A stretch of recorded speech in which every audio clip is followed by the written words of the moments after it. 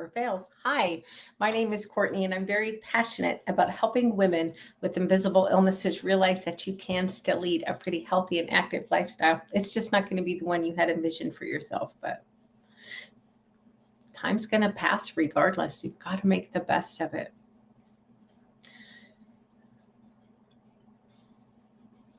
So I've been trying so hard to get back into a regular posting schedule, and but everything went to hell last week. It truly did. My dad went in Wednesday for a pretty routine procedure, and they put a thing up his arm into his heart, and he was great Wednesday evening. He was home.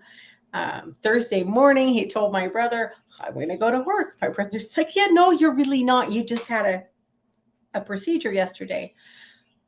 By Thursday night, my dad was so sick. He was in the hospital, and they told us they weren't sure if they're going to be able to save him. They couldn't figure out at first what was wrong with him. I'm not going to go it. We won't go down that little rabbit hole of a rant, but yeah, Thursday night, I thought my dad was going to die. So I didn't feel like doing a video Friday. Saturday, my dad got out of the hospital. So 87-year-old man with a lot of health issues, and you're going to die Thursday, and then you're well enough to go home Saturday. So it's a hell of a wild ride the last several days. But being said, I'm going back to Alaska on the 1st for a little bit. Got a lot of stuff I got to take care of. I need to go see my dad. I need to go see my dad. Anyway, I have a lot of stuff I want to talk to y'all about, but I just haven't been able to get things to settle down long enough for me to do much about it. So that's a tried and true. Yeah, I didn't time this very well tonight. Anyway, a tried and true topic. This is something that's really, it's very important to me. It's very near and dear to my heart, this specific one, chronic illness and social media, because this is why I do these videos. When I was first diagnosed years ago, I could not find anybody to look to who said, look, I'm in a similar boat, and this kind of, yes, this sucks, but here's what you can do to help you cope. I didn't find anything like that. And all I was finding was these horrifyingly negative support groups that, not trying to bag on the people, okay, because I've been where they are and I understand where they're at mentally. But the support groups were they were all just this huge race to the bottom. My life sucks more than yours. No, it doesn't. My life is the worst of everybody's. I don't want to spend time with people like that. For goodness sakes, it's hard enough to keep my head above water with this crap. I don't need to be around anybody who's going to be pulling me down. But I discovered after many years of just going like, yeah, this is not going to work for me. So I kind of went my own way. And that's when I started being really open about my health issues online. And it's a really weird place to be. This information, by the way, is from a really great website called themighty.com. The Mighty has a lot of very valuable information for people with health issues and or disabilities. Being said, go into any website like that where you're dealing with people who are, look, again, I'm not bagging on anybody for being severely depressed dealing with this stuff. It's so difficult. Y'all have, if you're not dealing with it, you have no freaking idea how hard it is just to keep our heads above water. There's a lot of great information on the Mighty, but it's easy to get sucked into a loop of negativity. So just be aware. You know, it's like with anything else in our lives, it's up to you what kind of experience you're going to have. It's up to you, what on your social media, you can mute and block people and words, and then you don't have to see that stuff. It's up to you to curate your timeline. It's up to you to curate your anything that you're feeding your brain with. Anyway, let's talk about chronic illness and social media. And this is a really interesting topic to me because I'm very passionate about being an advocate. It's very important for me personally, because of my past, to to just be open. This is what I'm dealing with. This is how it feels. This is how this is what it does to me emotionally. And there's a lot of times, even being as big of an advocate as I am, it's a lot of times when I really hesitate. Sometimes I'll have this nice long post and it's pretty emotional and I'm being vulnerable and this sucks and that sucks and this is what I'm dealing with today, and I'll get all the way to the end. It's like, I'm not posting that. A lot of people who have chronic health issues flat refuse to post about it on social media. In fact, it always blows my mind. Somebody inevitably, in fact, I'm overdue, but inevitably somebody that I've talked to for a couple of years eventually will reach out to me and, hey, I have insert chronic condition here. It's like, well, all this time I never knew. No, I don't talk about it.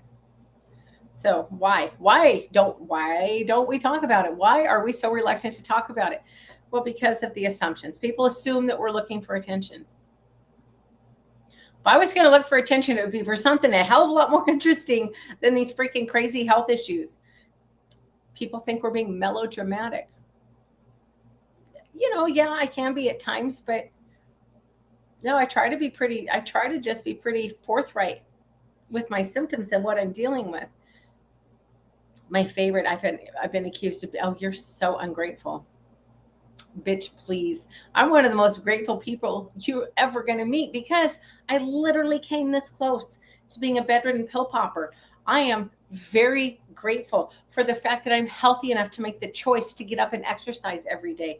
I am grateful that I live in a society where I have the benefit of being able to go to the grocery store and decide what kind of healthy or otherwise food I'm going to eat, but it's my choice. I'm grateful for that. I'm grateful for a roof over my head. I'm grateful for running water. I am very freaking grateful. People think that we're whiny. Okay, you know what? Sometimes I am. You bet your ass I am. Because sometimes it really gets to me. You're just lacking faith. No, I'm not. My faith is the only thing that gets me through all of this. I don't know how I did this before I had faith. I really don't. People think that we're weak. I would put my mental fortitude up against almost anybody's. My ability to be positive and to genuinely be happy for the most part. I mean, nobody's perfect. Nobody's life is perfect, but I'm generally pretty good at looking at the bright side of things and at being grateful. That's not weak. It takes a lot of courage to get up and face your day when, there's been many times I've got a real busy work day ahead of me. And I'll wake up. I've had 2 or 3 hours of sleep. I hurt like hell. I'm exhausted. But I pull myself together and make the best of it. That's not weak. Weak people can't do that. People like to say that we're crazy. Well, okay, you know what? I'll even own some of that. But let's see how sane you are after 20 years of dealing with chronic pain. We don't like to talk about it because there's so much sadness involved with this. Our lives have changed so drastically. Simple activities become draining. You want your house clean? Great. It's going to cost you. Look, everything in life is a trade-off, whether you got health issues or not. Everything in life is a trade-off. However, when you have a lot of really weird health issues, you become a lot more keenly aware of those trade-offs than most people. I want my house clean. Great. That means I'm going to spend 2 days in bed. That's literally how our lives work. We're utterly exhausted. But then we get painsomnia, just when you're utterly exhausted, but you hurt so bad you can't sleep. And if you do sleep, it's not restorative because your body won't relax enough. Yeah, that's sad. That wears on you. We get so much guilt if we try to rest. I have a really hard time taking a day off of work. Not at all because I think that work will shut down without me. I'm not that naive, but because I'll sit here and just ruminate, oh my gosh, I should be doing this and I should be doing that, and that needs to be taken care of, and this ball's up in the air, and oh, I got to remember to take care of this when I go back. It's not worth it.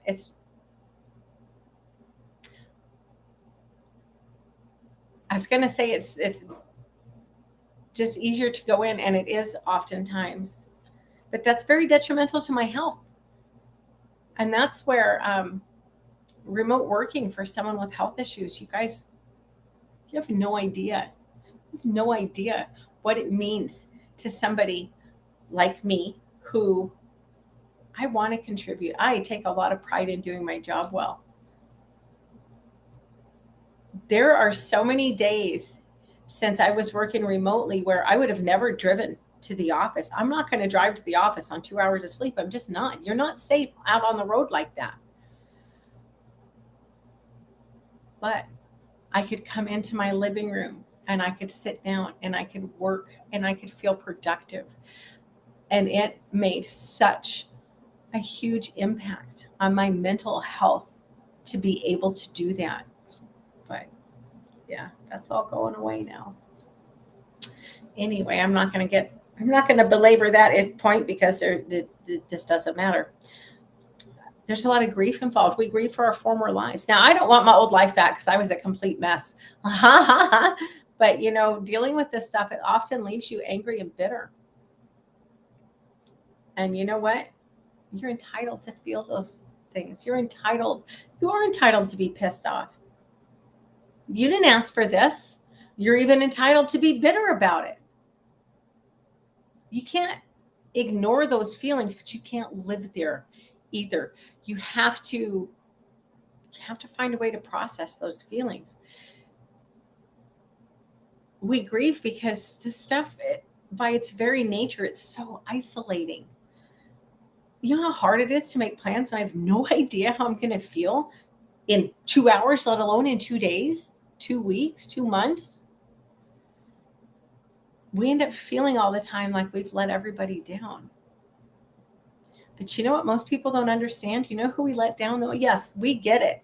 We get that there's a big impact on you and we can't keep the house the way that we used to, or we can't entertain the way that we used to, or whatever, fill in the blank.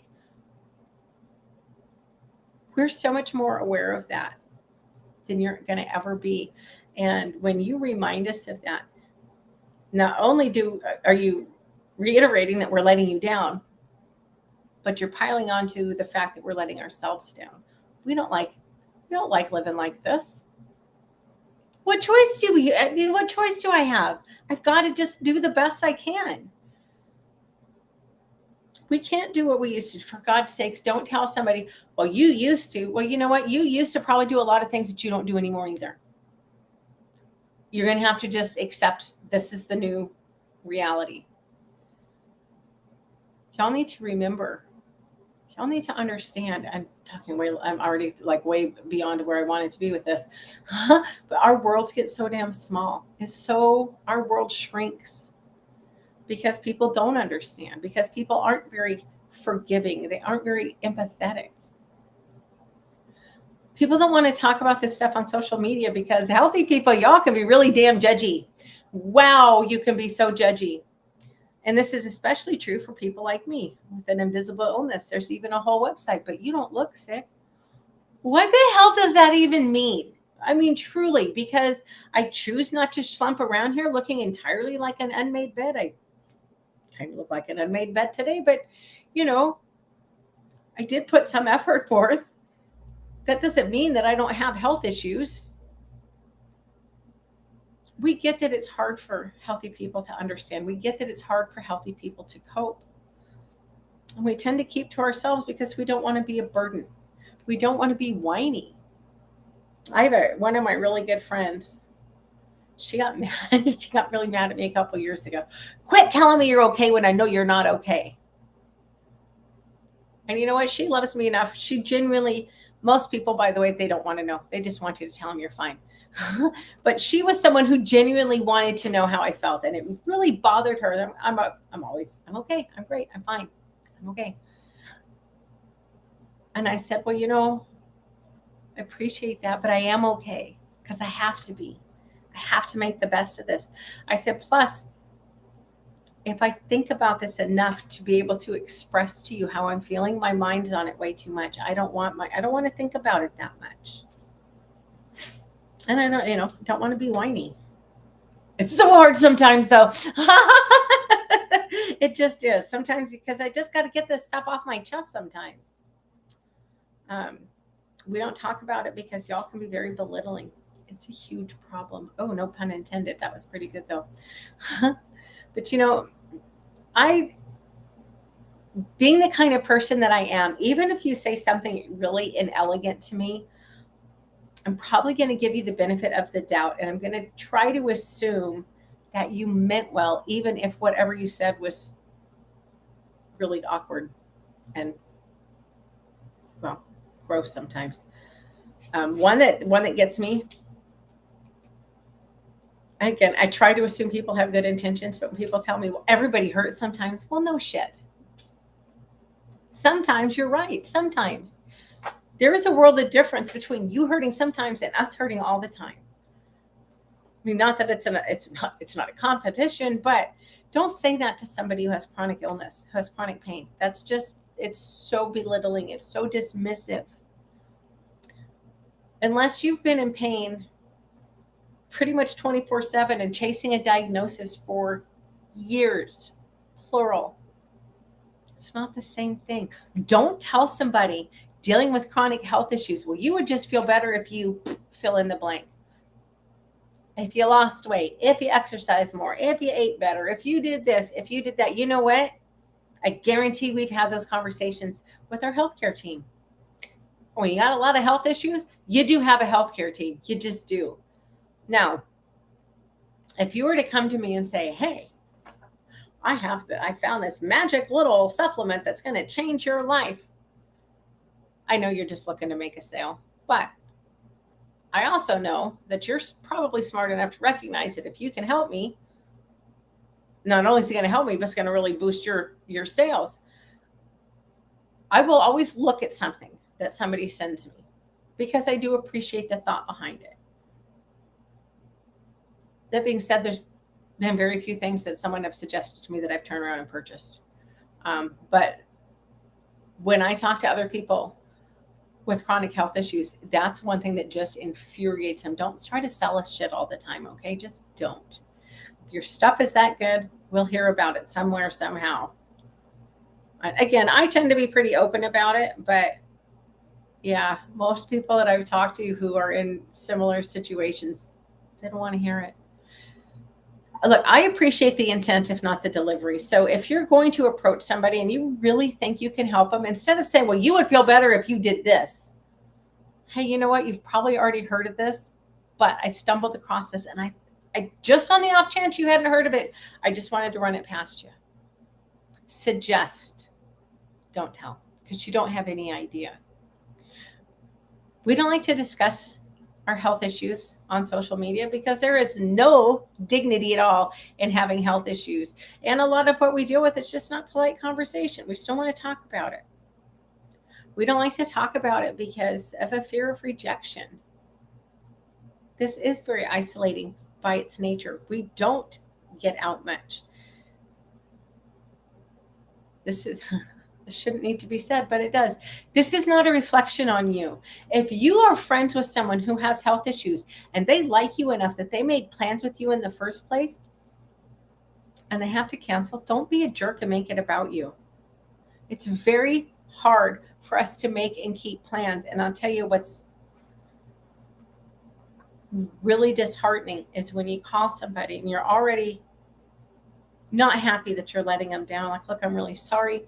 I'm flaring. I feel horrible. I can't make it. Oh my God, Courtney, you're such a flake. You know what? I had, this is so silly. I had to get a whole new set of friends when I got sick. Because none of my old friends, none of them had an ounce of empathy. So yeah, we have a huge fear of rejection because y'all don't understand. Those of us who do post, we just want a little fellowship and friendship. Sometimes we just need a sounding block. Hell, sometimes they just want to scream into the void. I'm entitled to do that, you know. Sometimes we do it because we just want a glimpse of a normal life, whatever the hell that means. But you know, I don't see a lot of people in my real life. Social media is my social outlet for the most part. That's kind of sad, but it's the truth. And we deserve to have that outlet, y'all. If we post about it, we just want to be seen and heard. We don't want y'all to forget about us. But anyway, I've talked way longer than I intended to, and I could go on about this for hours, but I won't do that to you because I do truly appreciate your time. I respect your time. It means a lot to me. But yeah, I'm going back to Alaska for a while on the 1st. I am coming back to Texas. I'm leaving all of my stuff here and putting everything in storage, including my car, my beautiful car. But yeah, anyway, that's all I have. I will be back Wednesday at 7 o'clock Central.